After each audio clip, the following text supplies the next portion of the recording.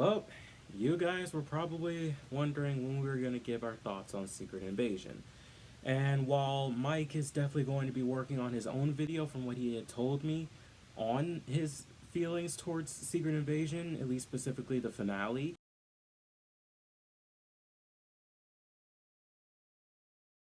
I wanted to give my thoughts on the show as well as the series finale, in my own retrospective video, just talking about it because I know I hadn't had a chance to talk about the series on the channel.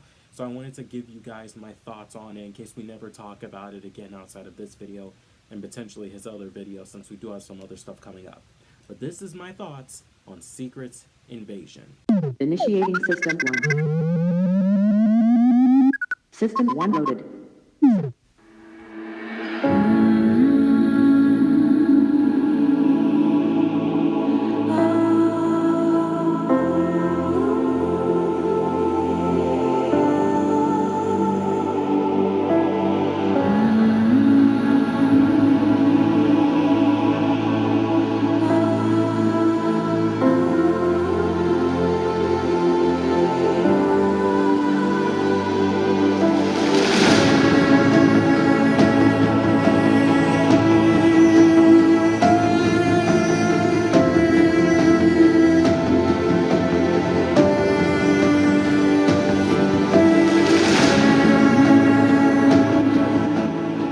And now for our feature presentation.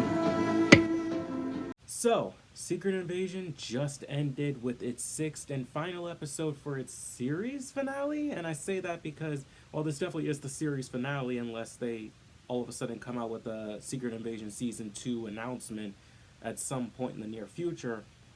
Yeah, this is definitely the end to the Secret Invasion Disney Plus series, but I don't think the end to the conflicts that it leaves us with at the end. Though that isn't really all that I'm going to be talking about in this video. I am going to be talking about what happened in the series finale, but I'm also going to be talking about my overall thoughts when it came to characters, plot points, and decisions made, because this definitely for me was not a bad series, but there definitely was a lot of stuff that was rushed with it.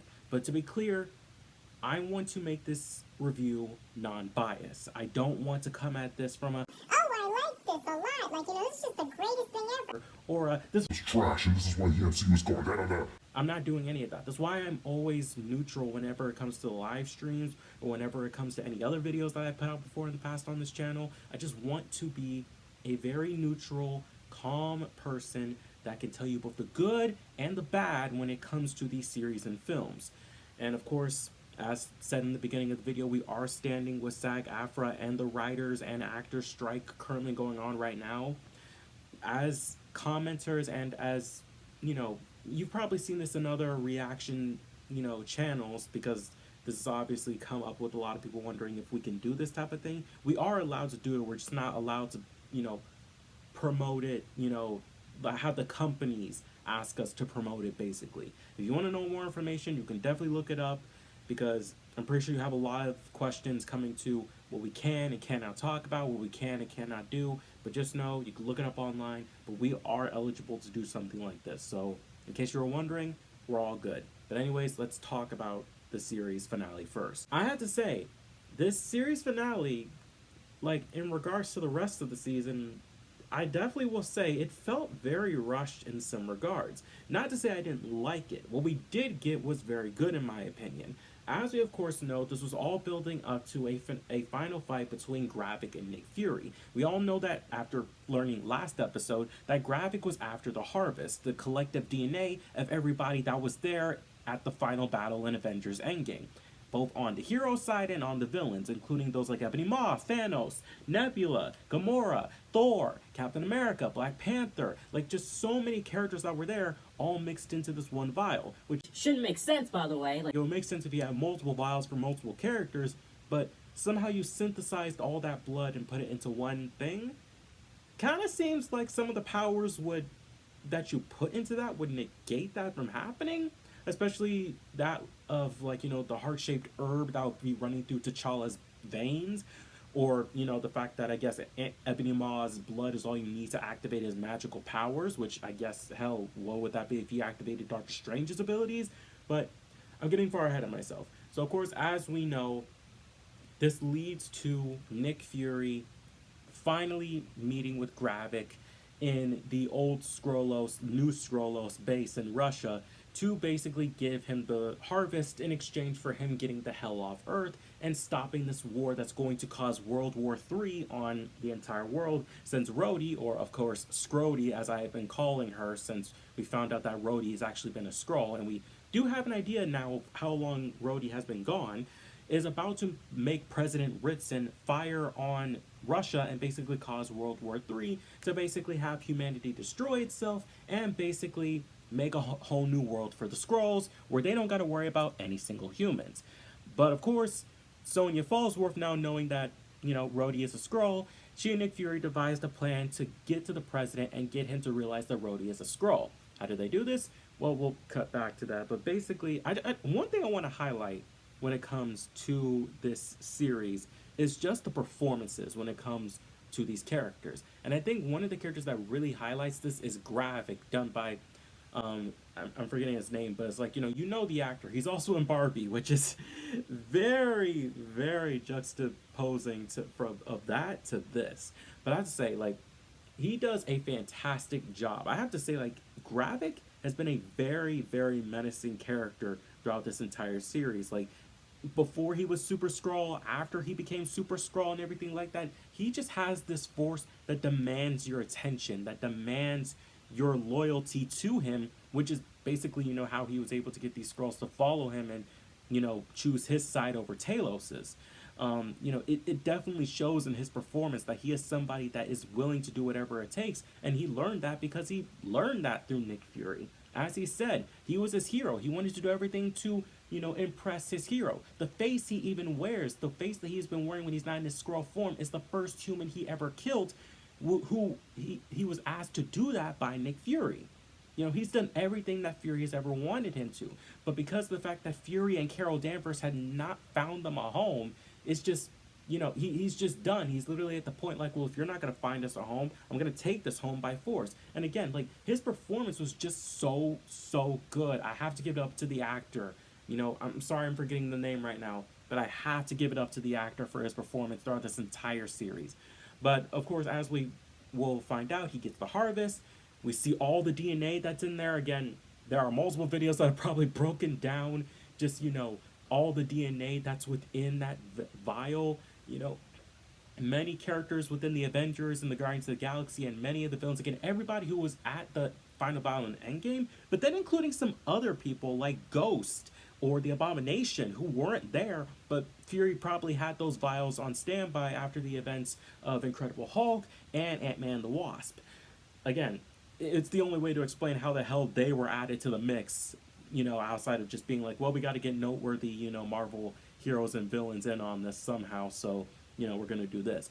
But anyways, takes the vial, Super Skrulls up, and Gravik with all the powers about to kill Nick Fury, until it's revealed it was not Fury, and instead it was actually Gaia, who also had now been infected, meaning the both of them now have basically the powers of every single character in the Marvel Universe up to a certain point. That certain point being Endgame, of course. But yeah, so now we have them basically duking it out with all the powers they got. And I have to say, it is an interesting battle. I know that there are some jarring moments. I think the most jarring moment has to be when Gaia, like, flexes her arm and it turns into Drax's. And it's weird because her head and the size of, like, a small Dave Bautista Drax arm just looks very weird. But outside of that one moment, I think the rest of it looked good. Them utilizing the powers like Frost Giant to make a spear with the hand, Korg to get like a rock arm, kind of similar to that of, the Thing when it comes to a Super Skrull. Or her using Mantis's abilities to make him go to sleep for a minute, like she would have done with Thanos if, Star-Lord didn't do what he did in that Endgame final battle. Not Endgame, sorry, in Infinity War. But, we see them utilizing these powers, and again, it obviously all ends up leading to them using Carol Danvers' powers, since, again, she, outside of Wanda, is the strongest character in the Marvel Universe. And, it ends with basically them, duking it out, and she ends up killing Gravik. Like, literally one shot with, like, Carol's powers right through his abdomen, and boom, he's dead. Light leaves his eyes and everything like that. And while that was happening, the real Nick Fury was actually with Sonya, taking out the rest of the guards. So that's just him, Sonya, Ritson, but of course Skrull, Rhodey, Scrody, and he's like, nope, that like Rhodey's not Rhodey, that's a Skrull, and it all ends up with Scrody getting shot in the head by Fury, revealing that that was indeed the Skrull Rava, who had been impersonating Rhodey this entire time. And while that's happening, Gaia has now freed all of the captive, humans that were underneath the Skrull base, including the scientists from like 2 episodes ago, the human version of Pagan, as well as other characters like Rhodey and Thunder and Agent Ross from Black Panther. And based on the fact that Rhodey was still in a hospital gown, I think it's pretty clear where Rhodey was taken. Meaning most likely this dude was taken during his surgery in Civil War. Meaning Rhodey does not know a lot of things. He does not know that A, Thanos happened. B, the blip happened. C, Tony's dead. And all the other shit that's happened so far within the Marvel Universe since Civil War. He does not know about many characters and many events that have happened because he's been under the Skrull compound being impersonated by a female Skrull this entire time. Meaning that it was a female Skrull who cried when Tony died, which is very messed up, I gotta say. And I'm pretty sure that this is going to get resolved probably within Armor Wars, since again that most likely is still happening, and could definitely also get resolved in other things, but I'll get back to that in a little bit. Or well, not too long of a little bit, because the next thing I want to talk about is what Ritson decides to do now that he knows and fully knows that there are Skrulls among us. I realize that what I just said. Don't even. Anyways, now realizing that there are Skrull shapeshifters who try to take him down, take over all the governments within the world, and try to cause World War III, he basically says, screw y'all, any extraterrestrial that is not born from this planet needs to get the hell off, or we're gonna find you and we're gonna kill you. And while of course he's talking about the Skrulls, not all the Skrulls are doing that, some were good. And what does that mean for other extraterrestrials like the Asgardians, the Guardians of the Galaxy if they wanted to freaking visit, like Peter Quill? I mean, he is human, but he's also, half celestial kinda. What does that mean for a lot of the space and, cosmic characters of the Marvel Universe if they just banned from Earth indefinitely? Hell, what does that mean for Carol Danvers? She's human, but she's got Kree, Tesseract powers within her. So what does that mean for her?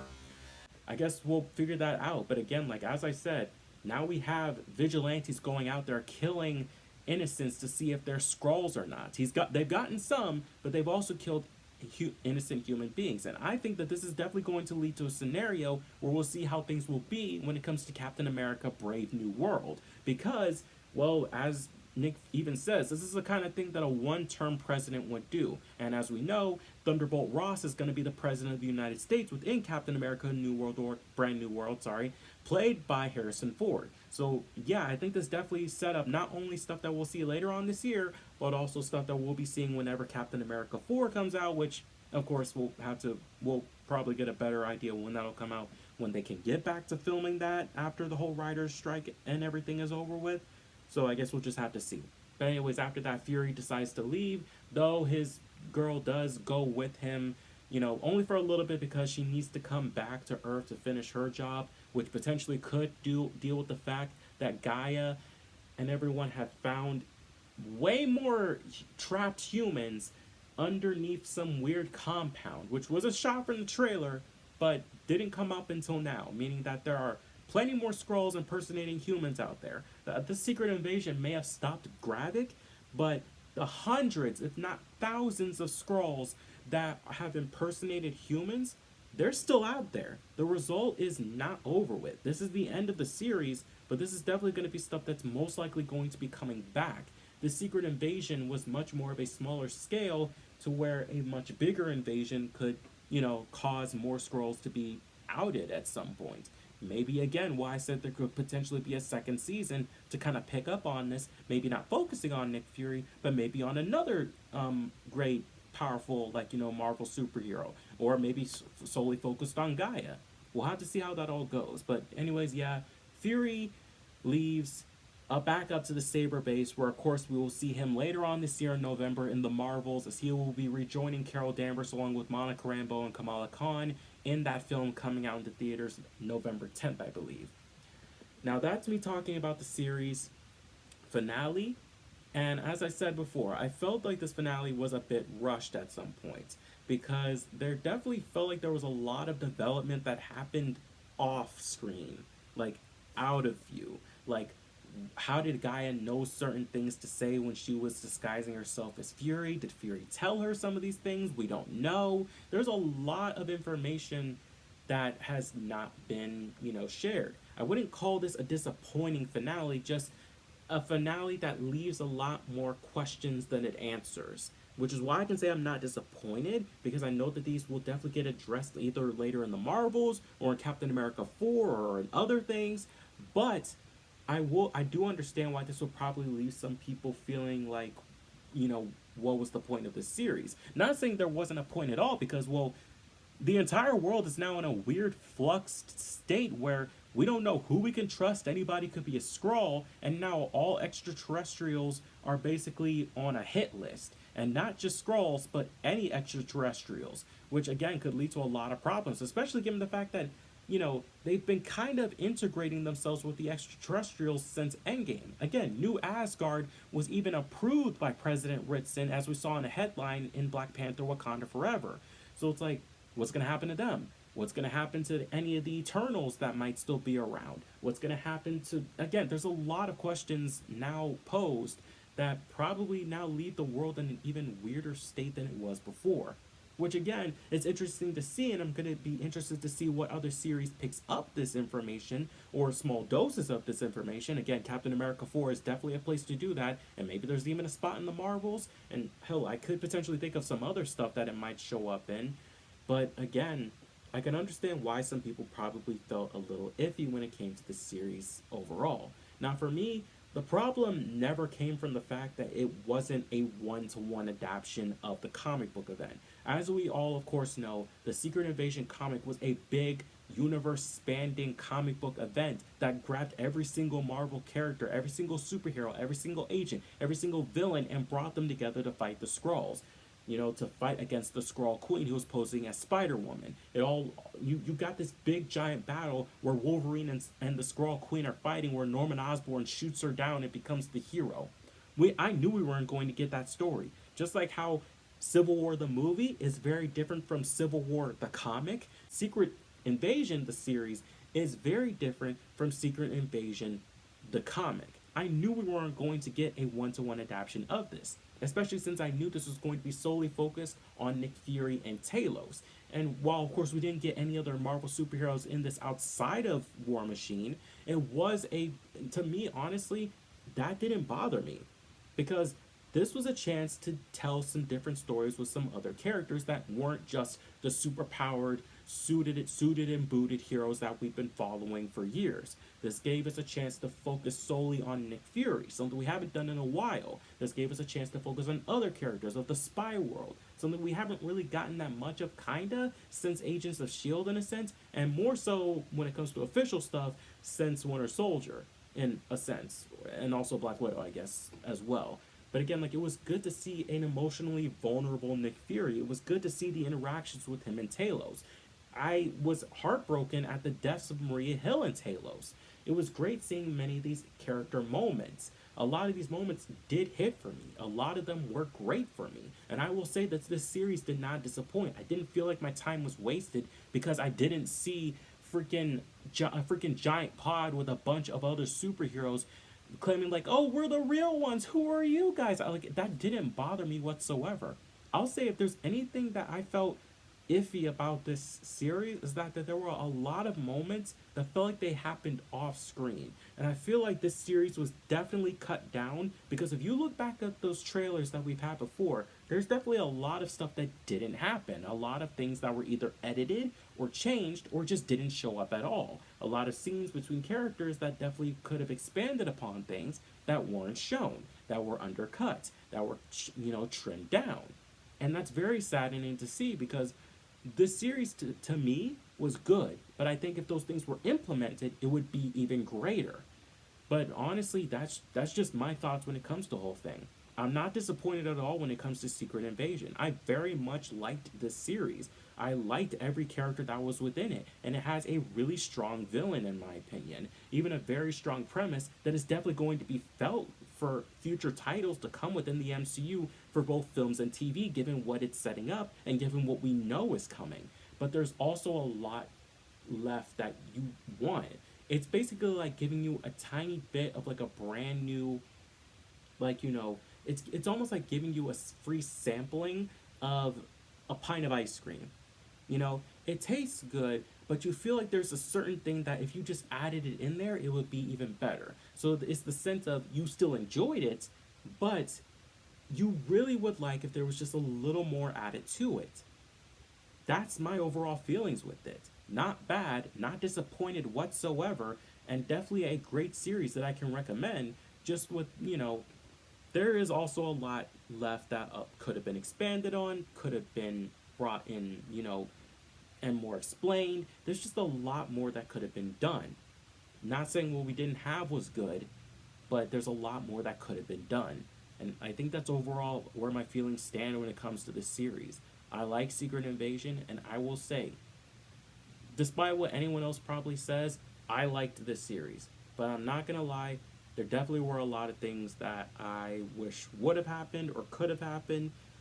But overall, I'm not gonna scream because of the fact that it wasn't exactly like the comic, or the fact that there weren't more superheroes that showed up. That's not what, you know, that's not what I was looking for. That's not what I was looking for. I wasn't looking for a cameo every week from an Avenger or something like that, finding out that they're a Skrull, especially if it's not going to be something that'll become relevant to them later or something that's a core part of the story. I'm not getting upset at the fact that Hawkeye didn't show up and be like, wait a minute, was my wife a Skrull the whole time? Or, you know, Ant-Man being like, wait, Hank, are you a Skrull? No, I didn't care about any of that. Because what I got, what we were shown, was pretty good. You know? I have to say, it was pretty good. But I know I'm usually in the minority when it comes to these opinions. Again, I try and keep it neutral. I try and give both the good and the bad. And I gave my honest opinion when it came to it all. But I know a lot of you guys probably have a lot of differing opinions. So if you have those opinions, put them down in the comments respectfully and not chaotically or bullying in any type of way. Let's have an honest, civil conversation about it. Let's not, you know, try and have one voice overtake another. Let's just have a good, honest conversation about it. Because honestly, it just feels like there's way too much negativity when it comes to the internet these days. Now, I'd much rather have a good, civil conversation between someone who didn't like it and someone who liked it, rather than the person who didn't like it trying to force someone or say, no, it's bad because this, that, and the other, and you're stupid for thinking it's good. We're not trying to have that here. But anyways, guys, we'll see you in another video or in another live. Like, comment, subscribe, and I will see you guys next time. J King, signing out.